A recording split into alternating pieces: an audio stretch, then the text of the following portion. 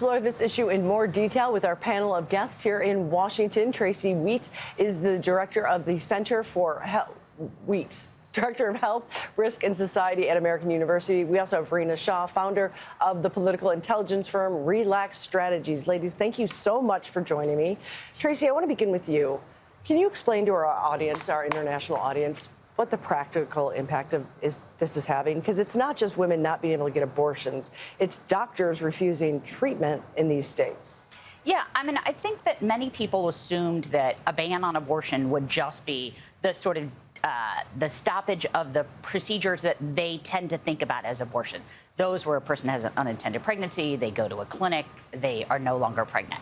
But abortion itself is a clinical intervention used throughout obstetrics. And I think it's been shocking that the criminalization of that service has intimidated physicians from treating miscarriages, from treating people in sepsis, from thinking about the premature rupture of membranes, all of these things which require the same intervention that technically has been criminalized under these abortion bans. And our audience probably doesn't realize this. In some of these states, you can go to prison as a doctor if you, in fact, do any of these services. So we're seeing women they're in their cars and waiting to get into the hospital, and they're literally dying because the doctors are too afraid to perform abortions, as you mentioned. Now, Rena, again, for our global audience, this is kind of a uniquely American thing.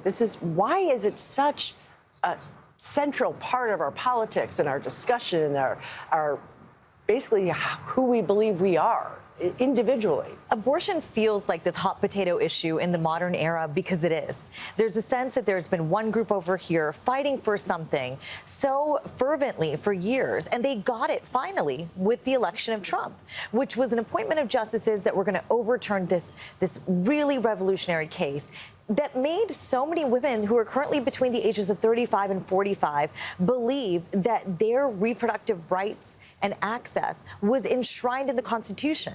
And when it became overturned just a few short years ago, I think there was a sense of shock to the consciousness, but the anti-abortion movement has been working on this outcome for a while. They did just get lucky with the election of Trump. He was very open about it in 2016, what he wanted to do. Contrast that with now, in 2024, he has flip-flopped on wanting to do a national ban on abortion, which I think, again, speaks to it being a hot potato issue. Because what Republicans have learned in the past 2 years, when these bans show up on the state ballot, when abortion is on a state ballot, any amount of initiative, whether it's ruby red Kansas or in Ohio, and look at Arizona or Florida, even Republican voters turn out and they reject it. So what it says here is that even Republicans don't want extreme measures on the issue of abortion. Public opinion was not on the side of overturning Roe versus Wade. And so now Republicans have a really tough moment on their hands. Could this be the issue that sinks the Republicans' chance at winning back the White House? In this very moment, I think yes. Tracy, though, I want to put that question to you in a little bit of a different way. Is this because of the evangelical? I mean, it has been like a driving force in American politics for so very long. I mean, think about it. 50 years they worked to change legal theory, to get judges on, get justices. Yeah, I mean, I think many people in the United States express a pro-life identity as a means of a sort of signaling that they are conservative. And they never thought about this as an actual set of policies that would criminalize health care. And so I think they also were shocked that this would be overturned. It was a great way to mobilize the base, in part because people didn't really believe that it would ever happen. So you could say you wanted to overturn Roe, you could campaign on it, you could pass numerous and extensive laws at the state level, and never really have to think about the consequences of a ban.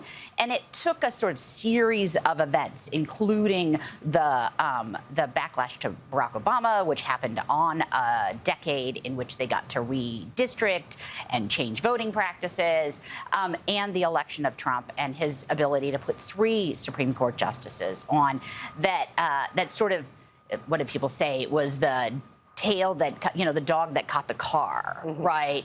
And so these are not the what people really imagined was going to happen, because in many ways they just didn't believe that that Roe could be overturned.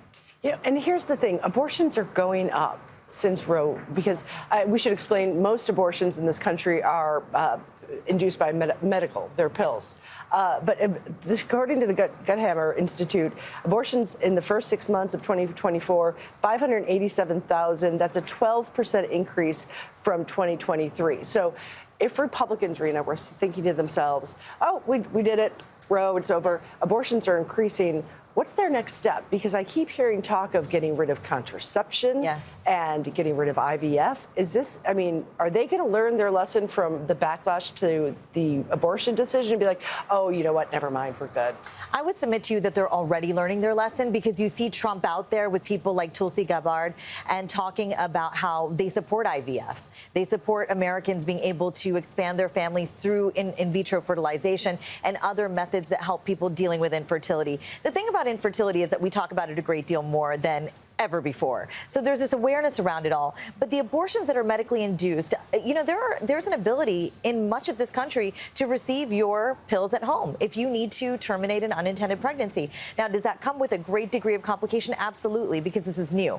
Do Republicans want to attack that? I think there's a fringe element of the party that wants to, but right now they're rising up to the moment politically. I am hearing them sort of backtrack and say, hey, we're not for reaching too far deep, because they understand it's Republican women too that are suffering when contraception is banned. And let's not forget George Bush's time, where it was talked about. We can't just be for abstinence-only education. We've got to have birth control available. But is that just talk? I mean, if they are this committed to it, I mean, of course, it's an election. Yes. I'm not surprising you when I tell you politicians just say things. Do you really feel like they're going to learn? Or is it their core being? I think they've seen the data. The data has really slapped them in the face pretty hard that this is not what the country wants. And it's also not what much of the Republican Party wants. It's a fringe element, again, in that these are your evangelical types that have been staunchly anti-abortion for so long. But what you see with the modern American woman that may be right of center is she desires to delay starting a family for whatever reason, largely due to actually economic reasons, as well as professionally. Women are outpacing their male peers in terms of terminal degrees and being more educated, earning more. So that's kind of flipped the script. And when you think about Republican lawmakers, the young ones I talk to in state legislatures, they are facing these issues. So they are frustrated by the older crop of the party that is just staunchly anti-abortion, wants to go all the way as far as they can, like in Arizona, where these draconian bans are from another time. I'm not talking just 30, 40 years ago. These bans are as old as 50 to 100 years ago. What are we talking about in that moment? We're talking about turning back the clock on rights, on bodily autonomy, because for people like me that have come up in the Republican Party, I've been more of a fiscal conservative, socially a tad bit more liberal, because for me it was always former New York Governor Mario Cuomo's answer. I can be anti-abortion for myself, but pro-choice for other women. And if that puts me in the pro-choice camp, so be it. And just to show you the polls, it's 62% of Americans, according to Pew, think it should be legal. But Tracy, last question to you. Can I just jump in on the IVF question? Because I think it's important to recognize, much like the overturning of Roe, that they may not actually be able to stop that. So the conservative nature of the judiciary now far outstrips the elected officials.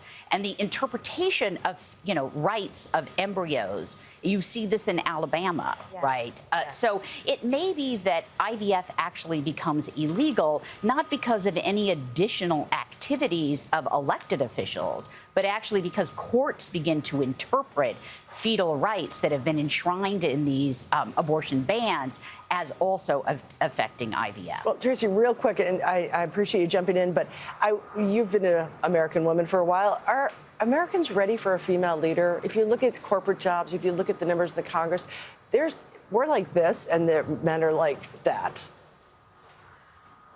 I want to believe that they are. I think that we have come a long way. I think this is a particularly challenging election around gender. But I do think abortion on the ballot will drive women to the polls, and I think many women would like to see a female executive for the first time. Tracy and Rena, I learned so much from you. Thank you so much. Hopefully our audience did as well.